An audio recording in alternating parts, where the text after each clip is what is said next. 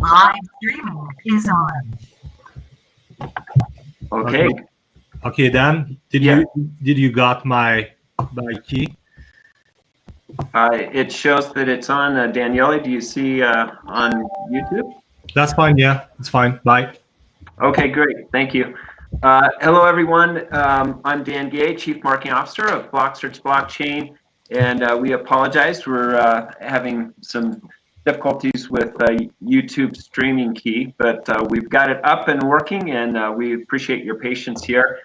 We have some very exciting news to share with you here today, and kicking off the new year. And welcome to the new year of the world from here. And we have Daniele Mincy, who's the president of Fusion STX. Good evening to you, Daniele. Hey, Dan. Thank you. How you doing? Doing great. Thank you. And thanks for joining us again for this new year. My pleasure. My great pleasure being here. Awesome. And then we have Mr. Tim Vasco, who's our Chief Executive Officer of BlockCerts Blockchain. Good morning to you, Tim. Hi, Dan. Hi, Daniele. Happy New Year, everybody. It's exciting to be here in 2021. What a way to begin our year globally. I think it's going to be a roller coaster ride. I agree with you. I can't believe that this week has already gone by, but it's been a busy week for all of us and probably for everyone. So, today we're gonna share where we've been in 2020, where we're going in 2021, and we have some exciting news about our token offering and our target date. And with that, Tim, if you want to share your screen, that would be awesome. We'll get started here. Absolutely. Let's get this started here.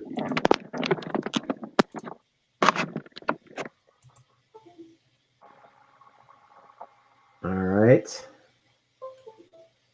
Seems like technology is not cooperating with us here.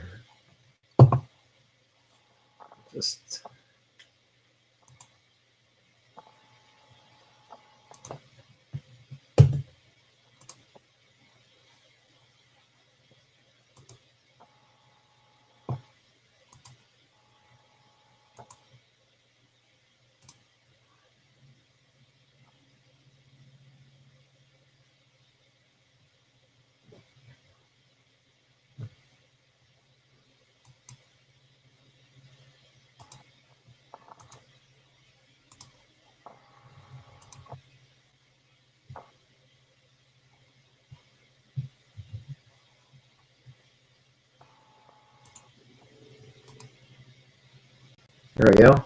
How's that? Hey, all right. Yeah, that's fine. Awesome. There, I think we're there. Is that showing for you guys? It is. Thanks, Tim. Yeah, it's good. All right. Well, thank you, everybody. Welcome to 2021. This is a great kickoff for us. And here we're making the giant leap, as you can see, from 2020 to 21. So a whole new world of thinking, a new world of digital business.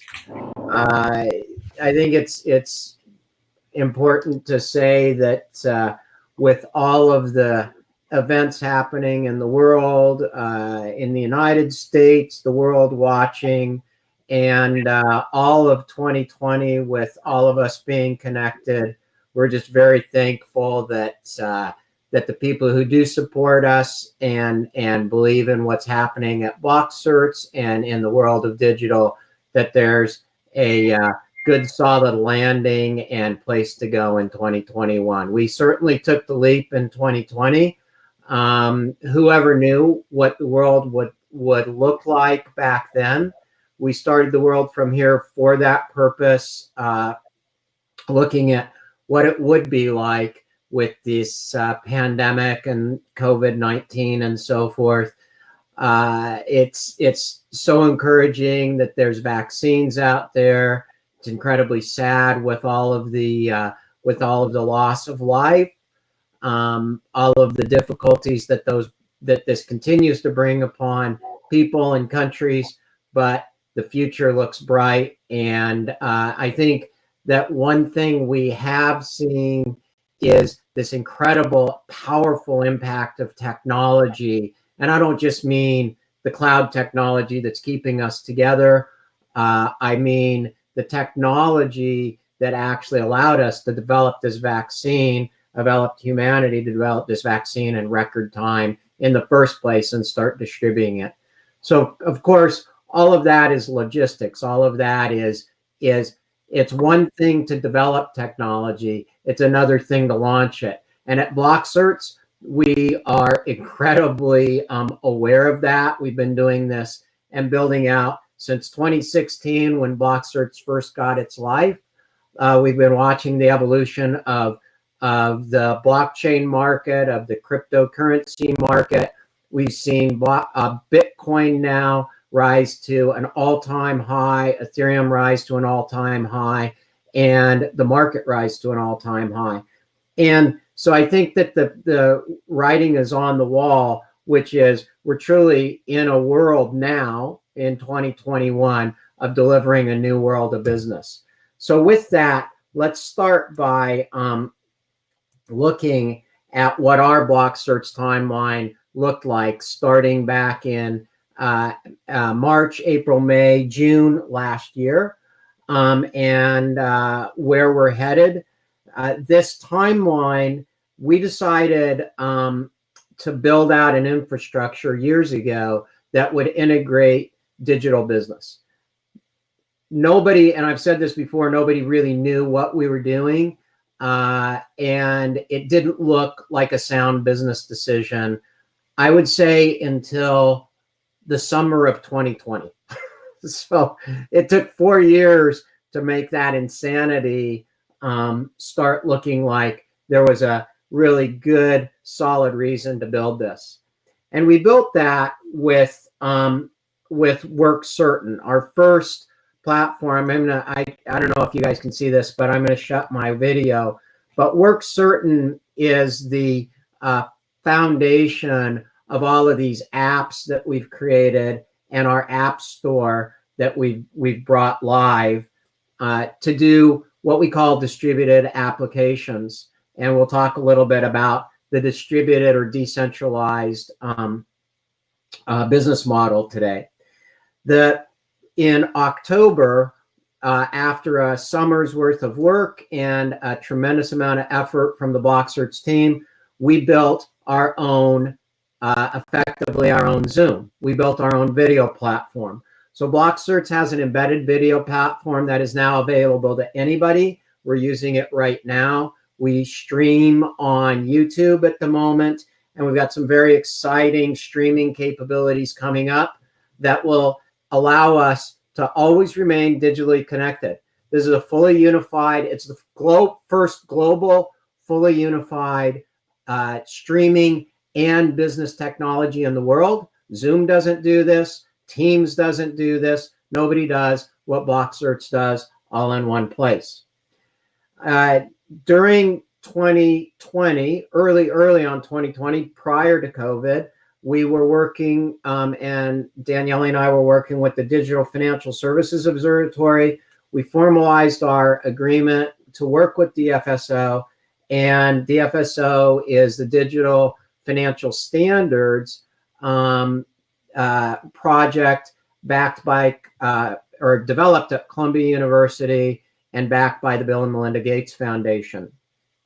This project we launched right before the holidays at Singapore FinTech Festival, for any of you that joined us there. And it's fascinating. We're taking the second big step of commercializing and bringing that research into the real world. Again, another 5-year project. So these things were being thought about and focused on for a very long time. And what happened is the time to market completely accelerated with the introduction of the pandemic and the Zoom era, if you will, of everybody needs to be connected by video. By December, we launched our beta of our Be Certain DApp store. So our DApp store went live, and so too does did our beta for the mortgage banking industry, or really our alpha, We're launching that this month in January, which is called LenderKey. So massive changes in the fintech area, which accompanied what's happening in what we're going to talk about next, which is DeFi, or decentralized finance. So essentially, with this evolution that we saw at lightning speed in 2020, we saw this massive change in infrastructure of centralized to decentralized. And it's so obvious because by being locked down, we're all, in effect, physically decentralized. That's exactly what decentralization means, is we no longer communicate in one place. We do this from our homes, from anywhere in the world, and we decentralize. I worked from the boat this summer and was decentralized but still connected. Now, what we've done and what BlockCerts is about is taking that same concept and doing that with the software as a service and cloud service provider industry. So not only are we doing that in finance, we're doing it in technology. And you heard us talk in 2020 about technology and money merging.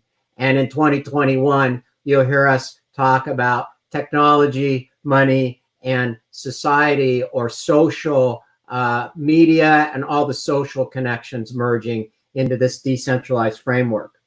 We talked about what happened in 2020 when Google and Facebook were brought before the Supreme Court or before Congress for centralized abuses. 2021 is the beginning of a year where centralized abuses kind of hit the scenes this week in one of the most dramatic ways, and decentralized starts becoming a very viable solution to that. A very viable solution to how we can, as a society, as a global society, solve problems. That's what we're doing with COVID, isn't it? We're solving a global problem. And seriously, a lot of these infrastructure and systems that are out there have serious flaws. I think we're starting to see those emerge, and it's really obvious to the world.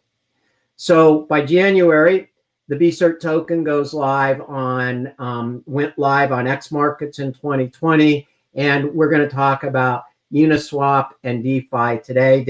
Daniele is going to speak with us about that.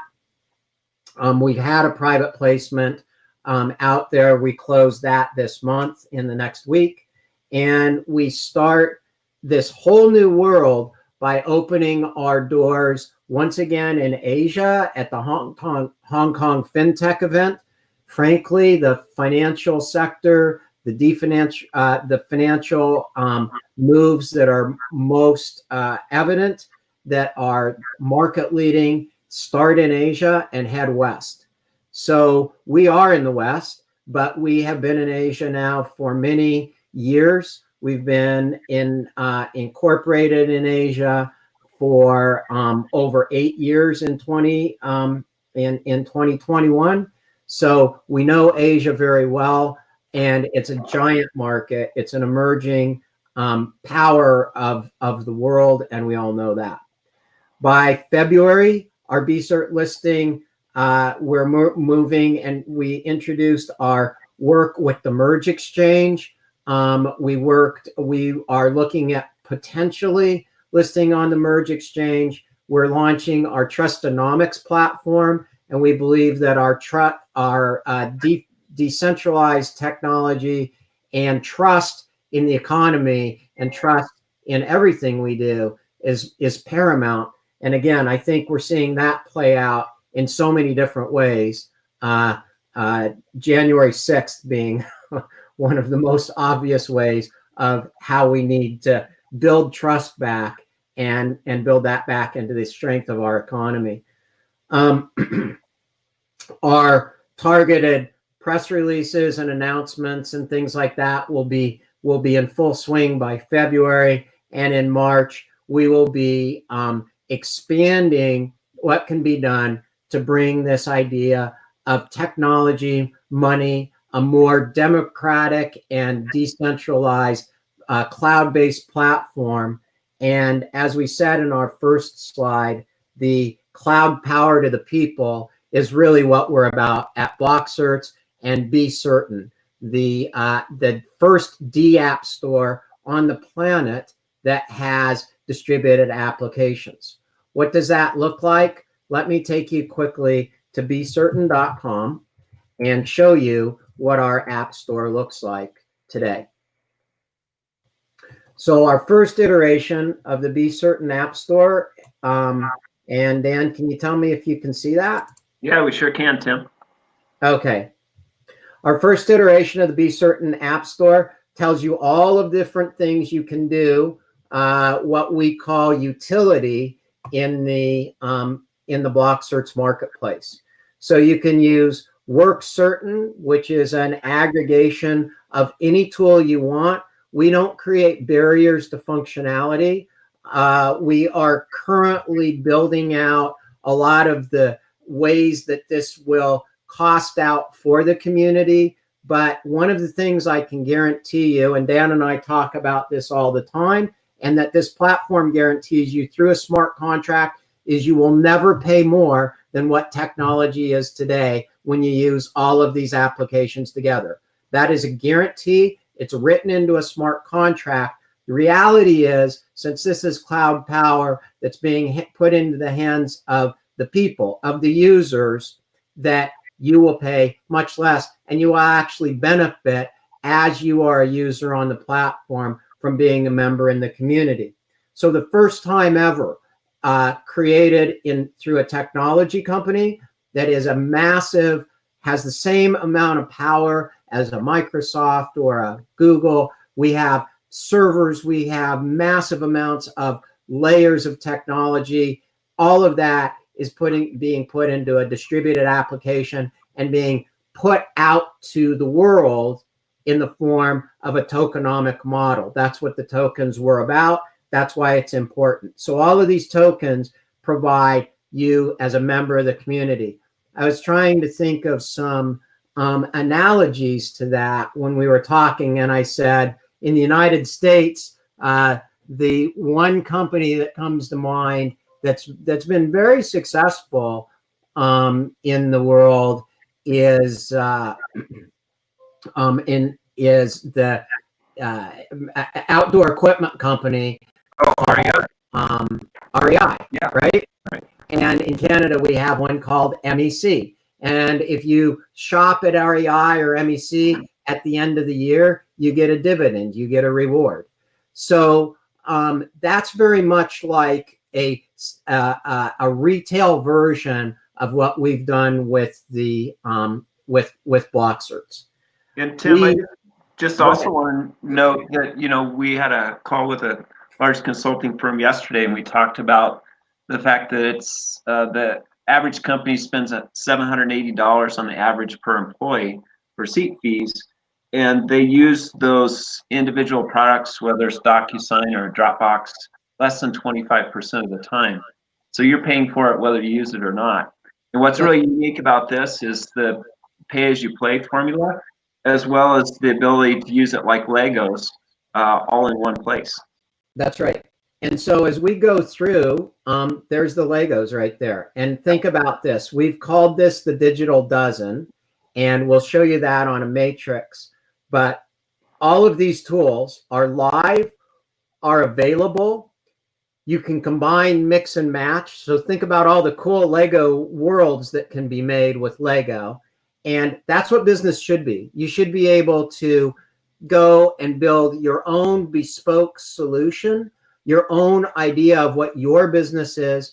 You should be able to implement this at any size that you are, not just if you're a big organization, but at any size you are, and start either with an innovative business model or with a startup. Think about health. Think about all the things we learned about health and healthcare. Here's our Health Certain app. And can you use this to really transform the way the world works? Aren't we doing that right now? Hasn't that happened at unprecedented levels.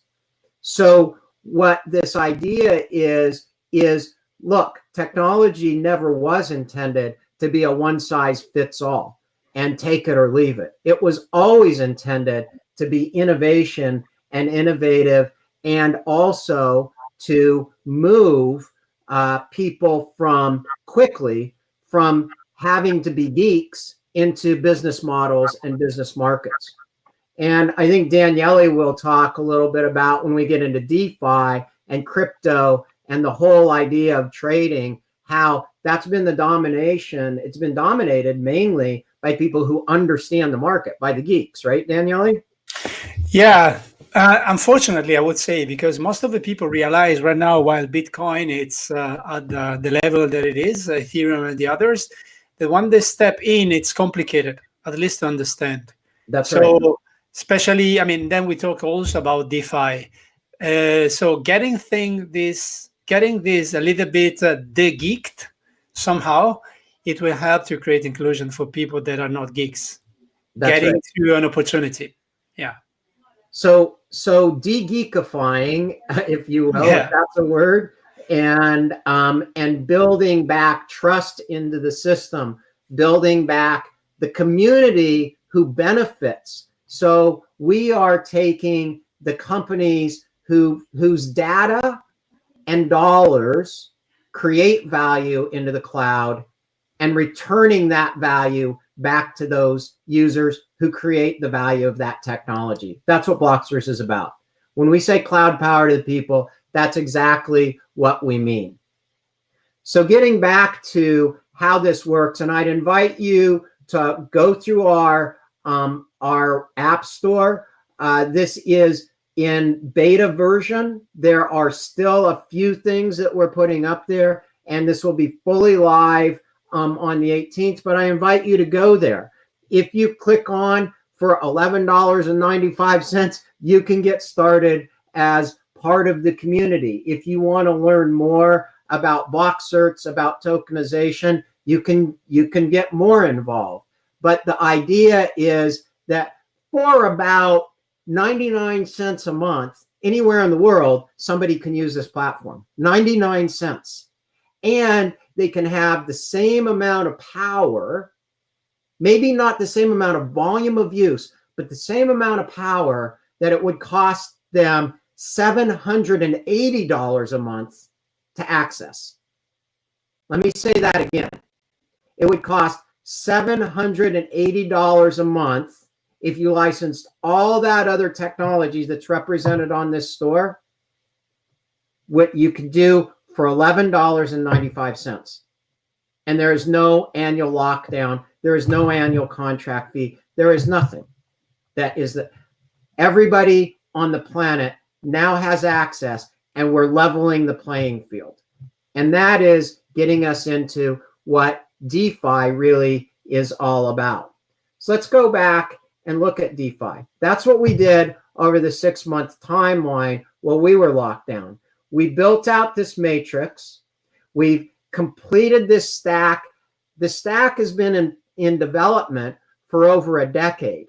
The actual implementation of the blockchain elements have been in play this year for half a decade. And we've taken all of that and made it a utility that anybody can just click and get started on immediately. And what does that do? It gives you the power of all of these tools plus more without having to pay a monthly license fee. And I'm not saying using these guys' code. No, that's not what I'm saying. All of these functions here on the left are available in the stack on BlockCerts through our work certain protocol, and you don't need them. You don't need any of those. I canceled my Zoom subscription this fall, and I don't use Zoom. I use BlockCerts. I use Meet Certain. Today, we've deployed that in portfolio companies, Fusion STX, which Daniele is the president of, LenderKey. You met Hugo DeReyes and some of the partners we have there, transforming the lending and mortgage banking industry. I'm going to show you another platform we have that we've brought up, which is called Fusion Funder, that is in the process of building and launching a entirely new funding model based on crowdfunding regulations globally. So this is our new website, first preview. You'll see this. It will be a global crowdfunding portal because of regulations. Some of these will only be available in the countries in which they're listed, and the projects themselves will be open, such as Exodus Orbitals, for funding with the various CEOs and brilliant founders that we have, like Dennis Sillin, who you heard from, who is both truly a rocket scientist and a computer scientist. So Fusion Funder will be released in 2018, both in Canada and Europe. I'm sorry, 2021. January 18th. Yeah. In Canada, Europe, and Asia. Yeah, can I spend a word there? So in fact, Fusion Funder will be available in a dual mode, where direct investment will flow in via crowdfunding, as Tim explained, from Canada onwards in different jurisdictions. And secondly, Fusion Funder will still be active as a marketplace for projects that do not fit into the crowdfunding criteria because of the jurisdiction, because of the targeted amount to be raised. They're just simply willing to be made with the stakeholders of Fusion Funder platform. So actually, we are addressing both at the same time.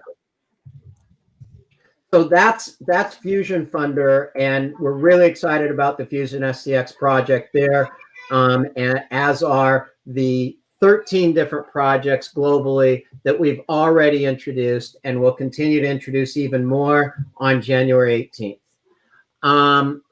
So let's move on to what this is all about. Like, what's the underpinning model of what does it mean when we talk about public tokens and the crypto market, the Bitcoin market? What did that all start?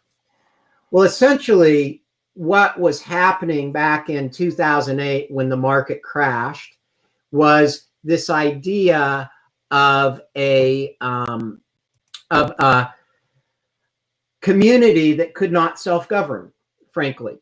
The banks, they were called the banks.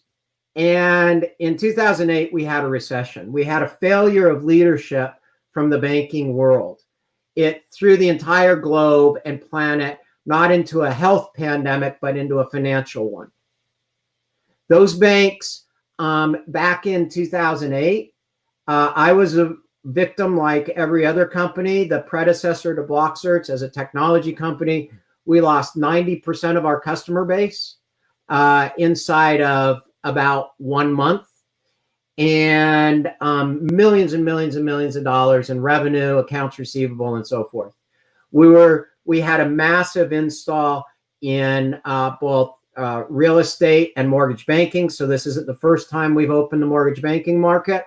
And the meltdown from the mortgage industry literally destroyed our company and how many other companies and livelihoods.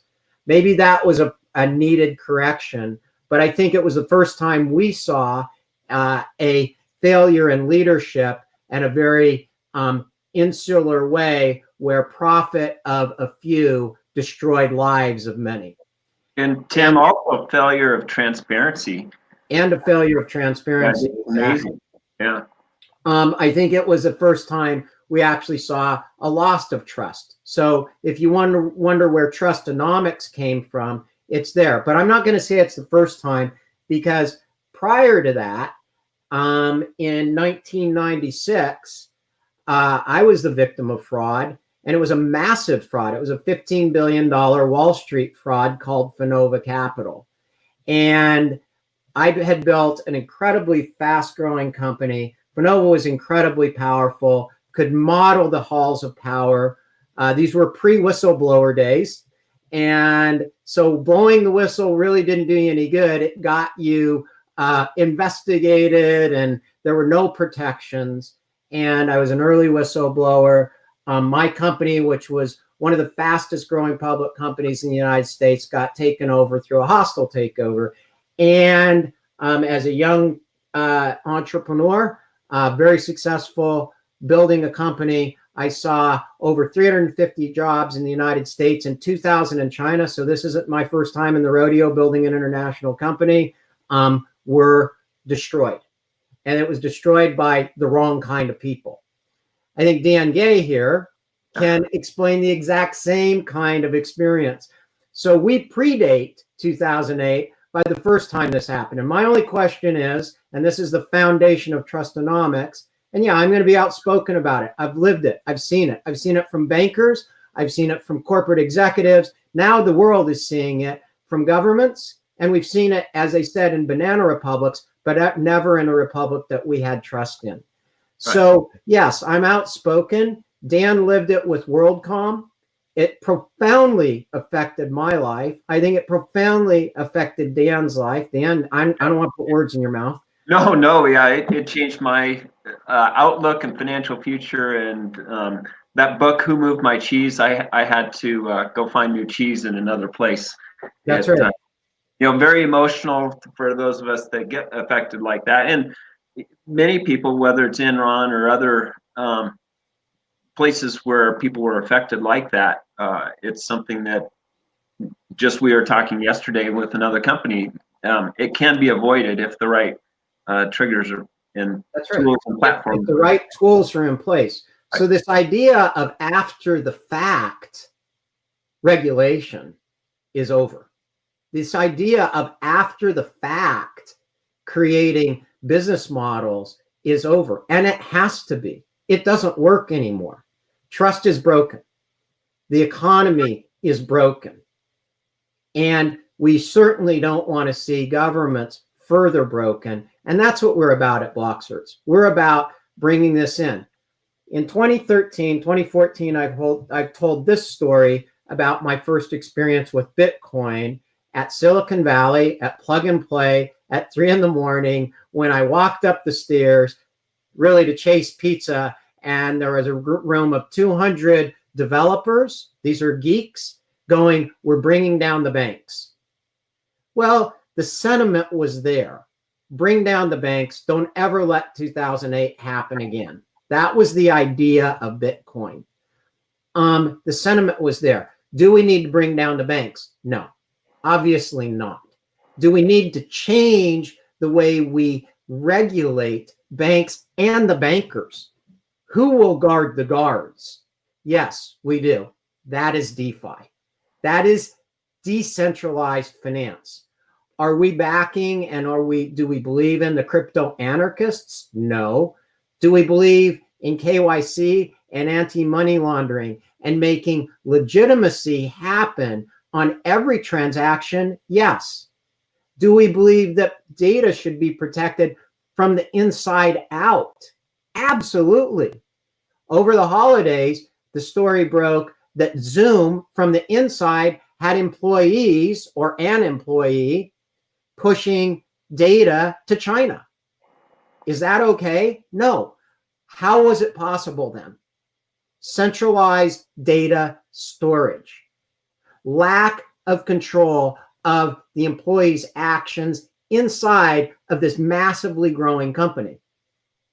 I've said it before, I respect everything Zoom's done. I respect what Google did. I respect what Apple did. I respect, especially respect what Microsoft did and Oracle and all of those large companies. But the business model is broken. It hasn't kept up with where it needs to be. Do we need to break up a Facebook or a Google? That's not for me to decide. But could we do it better? Absolutely. We can turn over more control and marry that with regulation and marry that with standards that will work. The DeFi market is the beginning of that. Decentralized finance. Finance that has transparency through every transaction, where you don't have a guard at the door who gets to decide if they're having a bad hair day that you're going to be audited or that you're going to be blocked. That's not what we need in the world today. We need open transparency, and the technology is actually there to do that. Look at this graph. This graph explains what's happening in DeFi. February, I believe that's February 2020. Right. This idea of DeFi really first emerged and code started to be written. By October, September, October, the very first code, literally technology that married this money model, was released. And today we've seen Uniswap, and we've seen a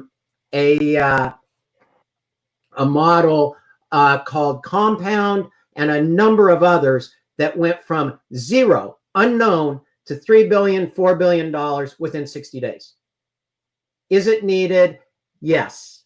What is DeFi? It's entrepreneurs, it's technologists building a semi-automated, and we use the word semi-automated lending and trading system atop of blockchain networks.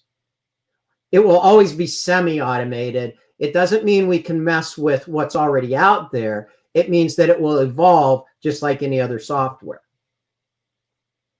So from this, what we see then is we see this ability to have investors put capital to work in the sector, and they can actually create a digital asset without a wealth advisor, right? Without a centralized authority. And certainly what we'll see is these automations emerge that will allow this to be more automated and have more tools as it grows. This is only 60 days old. This is literally 60 days old. Okay. Uniswap came out, I think, in October, and the market cap is north of $3 billion. Yeah, the 20th of October, in a very simple word, we are at the beginning of the beginning. Exactly. So we looked at DeFi, we looked at decentralized finance, and we decided that decentralized technology, which we've always talked about, can marry decentralized finance in a perfect storm, in a perfect way to create this economic power that goes along with technology. One of our partners pointed out, Joel, he's been on the World From Here before, pointed out that this has been an incredibly interesting time where economists were predicting that the world would collapse from an economic decay prior to COVID, now have to change all of their models, just like we have to change all of the timelines for developing a vaccine, because trillions of dollars have poured in to the economy, and mainly into centralized technology companies. So that means that all of that value and all of the stockholders who became beneficiaries of that value was driven by all of the organizations that create that value. A redistribution and a different protocol for decentralizing technology, just like decentralizing finance, is here and available. And that's what we're doing at BlockCerts, is we're marrying the two logical components. Utility, by using your platform, I create value in your platform. And if I'm going to continue to create value, I should have ownership of my data. I should have access to the software that runs that data, and I should be able to benefit from the value that I'm bringing to that community. That's what DeFi is. And that, in a very simple term, is what happens when you get your dividend from REI at the end of the year to pay you back for patronizing that. And this isn't new. We all know what it is. We've seen it before. Has it been deployed in companies before? How many people have a credit card that has bonus points on it? That's a reward. Mhm. How many of you have taken a trip, or either an airline trip or a hotel vacation, based on your points? That's value. It's cash you didn't have to come out with. It's a sort of currency exchanging your rewards, your loyalty, your benefit of being part of that network back and saying thank you. Thank you. When was the last time a software company said thank you to you? Even that, right? And it's more than thank you. It's about trusting that you can get to your data. If you don't pay for a month because you had a bad month, can you still get to your data? If you're having a good month and you're using the services, great. Pay for that. You should, just like you should pay your electric bill, right? It's pretty obvious. And it's pretty obvious that this decentralized on-chain protocol for the exchanges, based most of these are based on Ethereum right now, because that's where smart contracts work, allow for that kind of a transaction to happen and for these tokens to govern the value, and these values are coming in there at billions of dollars. The problem I see with DeFi at the moment, very early, as Daniele pointed out, is it's purely speculation. I'm a utility guy. Yeah. I'm a guy who says, hey, we need to be able to use this technology. And I said earlier about de-geekifying it. That's what we're doing. BlockCerts technology should look and feel and work like all this brilliant technology that's put out there, like Zoom or like a Shopify or like a DocuSign. Actually, we think we've done that one way better. But Yeah, but the way to encourage this de-geekifying process is to empower people with tools that allow them to be used in the real life. Because, I mean, if you're not a trader and you go on Uniswap, the moment you start understanding what the steps you have to do to be included in the system, it's not something that for anyone, let's say, can truly understand. While if you're telling people you buy a token and then you can use a video platform that people understand, then there's a step more, how to buy the token, that becomes commoditized, but that should not be the central element for people to be included in the system. And that's what we're doing. That's right. And so, as Daniele said, it is complicated. We just over the holidays, I spent a lot of time with Daniele. I did a lot of personal research. I did a lot of work. We worked with our technology guys. I say de-geekify, but we've got some of the best geeks on the planet at BlockCerts. We are geeks, but I feel it's my job, and Daniele feels it's his job, from both a technical and financial standpoint, to make that accessible. Because the first step, only the first step, is changing the dollar model of this environment. The other step is, can you even figure it out? Can we make it as easy as it is for you to download an app onto your iPad or iPhone or Android phone and use it? That was the real brilliance of app technology, is that it became easy to create all of these different tools onto a mobile device. That was the real brilliance. So from that, it became a multi-billion dollar industry. There are only, I'd like to not just or simplify what we created. We created an app store. Think about how many app stores are on the market. There are a handful of them, literally a handful. Two really big, obvious ones, or maybe even three, which is Apple, Google, and Windows, Microsoft. That's about it. Like, there are a few others, but an app store. Think about the power of that.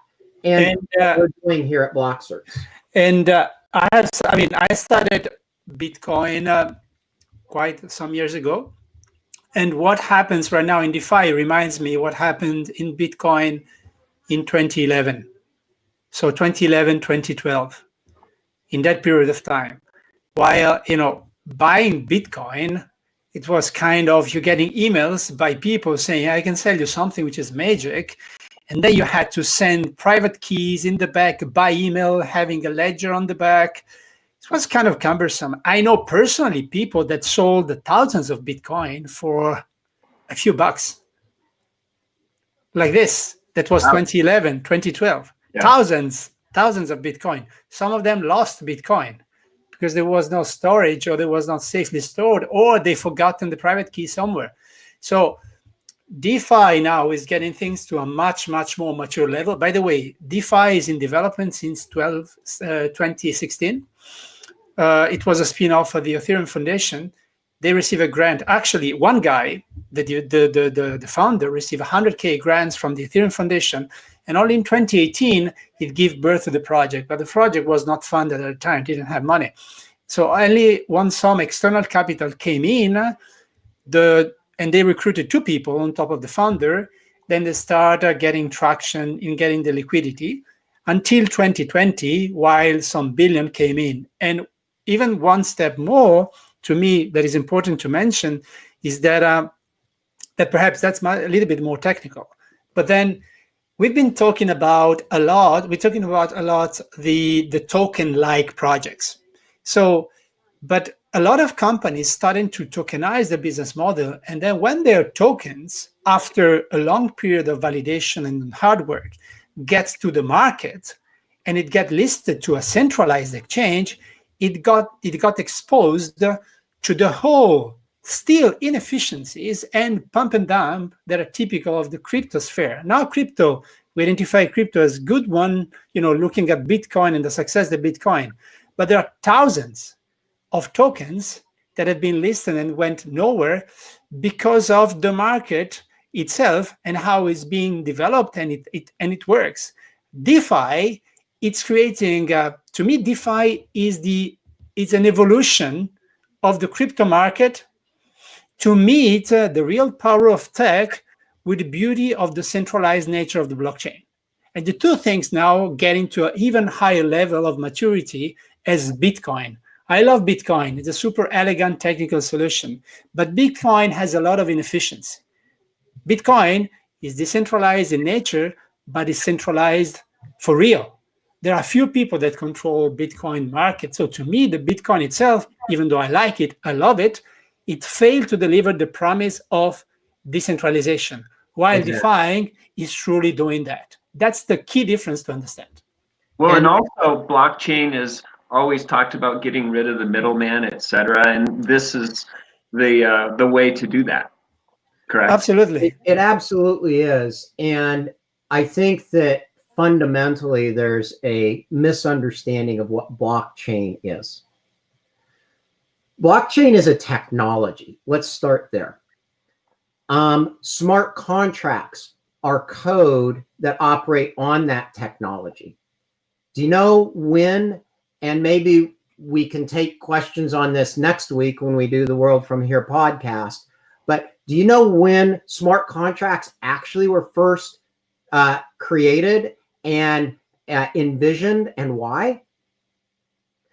I brought up the history of 1996, 1997, the whole Enron thing, when we saw the corruption of Wall Street, and we saw the corruption of companies like Finova Capital and Enron, and then WorldCom, all of that, all of who were customers of ours. I mean, and I worked with, except Enron, I didn't. But in 1997, a guy by the name of Nick Szabo, another fellow Hungarian, came up with the idea of a smart contract and digital gold. Nick was I think he's still around, was a computer scientist and a lawyer. So this is how long this goes back. Just like BlockCerts didn't come out of the woodwork, we've got, as we always say, 2 million man hours into it. These things happen over a very long period of time, and then something happens, and the world gets ready and recognizes this technology. I think we've shown that video technology was available in the 70s. Right? Video phones, first ones.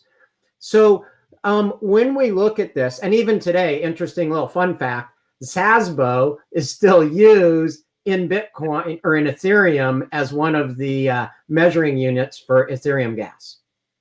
So there are these little hook nuances if you're not only a technology geek, but a technology historian geek that allow you to know these things, which I happen to be. I love all these little hooks of where these guys all came from. Because remember, Google was a couple of guys like us one time, and so was Apple, Steve, right? Yeah, right. And all of them, there were just always a couple of guys that went, we could do that, you know, and let's go change the world. What the hell? Got nothing better to do tomorrow, right? Let's do it from our garage. This started in a basement. So the point is, we're running out of time. The point is, we're here to utilize every capability and drive this into the hands of users. We are ready right now. We have this ready right now. How ready are we? We are out there, and you can click, and people are doing it right now, and they're clicking on that app store, or they're finding our token page, and they're becoming part of the community. So can you do it right now? Absolutely. Are people doing it at scale right now? Not yet. But as I love to say, Daniele, what's Bitcoin right now? How much? Or what's How much? 40? Let me check. I'm on CoinMarketCap. It's $40.6 thousand. $46,000. No, 40 dot. 40 okay, dot. $40,600, right? Yeah. I remember in 2017, December 2017, when it almost hit $20,000. But more importantly, I remember when it was 50 cents. I was there. We're at 45 cents. On this date, the 15th, we moved BCerts to a stable coin of $1, and we open our DeFi market during January. So our target markets for making all of our applications completely decentralized through how you can use them is right now. You can go on, you can get this utility right now. Can you trade it on an exchange? No. This is technology, but technology and money have merged. It's the point. Technology and money have merged. And if we don't believe that, just look at what happened with music, or more importantly, what happened with media. Media is technology now. The world gets its news through technology, not through televisions. Televisions and centralized networks went away, and YouTube and TikTok and Snapchat and all of those social media elements emerged after Facebook showed what could be done. All of them did. That's BlockCerts. There are, the iTunes store was out there. So why did Spotify win? Right? Yeah. The point is that that's what BlockCerts is. We're ready. We have operable technology. We had it last year. It's more operable than ever. It's available on an app store. I never did this math, but if I would have bought $11.95 worth of Bitcoin, what would it be worth today? So what's 50 cents to $50,000? Yeah, to me, what I don't know. What is even more? What and I got to use my technology all the way through that. So what happens in our model, and we'll talk about this next week, that's when I talk about we add value back. If you don't use it, if you go back to what you said earlier, Dan, and you're only using this 25% of the month, you have leftover capacity that you can spend elsewhere or move it around, lend it out, do whatever. We don't care because this community holds the platform. We don't. The community holds the platform. The platform and the software is the community. That's been going on in open source forever. Now, for the geeks out there, why aren't we on GitHub? I'm going to leave you with this thought. Why aren't we on GitHub? GitHub is open source, right? Challenge. Go Google who owns GitHub. I know it. It's centralized place. Yeah, there is a guy that Centralized. It was moved to Microsoft for $7.5 billion in an acquisition about a year ago. Okay? So, decentralized and centralized. We're not sugarcoating it here. BlockCerts has 2.1 billion tokens out there. On the 15th, that goes to a stable coin of $1, a stable token of $1. What happens from there? Join us. Be part of it. It's going to be exciting. That will be the world from here. Well, and that's where the value of tech merges with users, community, the co-op to create incredible value in the future. So I love this. This was Dan's contribution this week. And I think appropriate because of all the events we saw this week. Somebody that I think the world can look back on and respect. And a statement, the best way to predict the future is to create it. That's what we're at BlockCerts doing.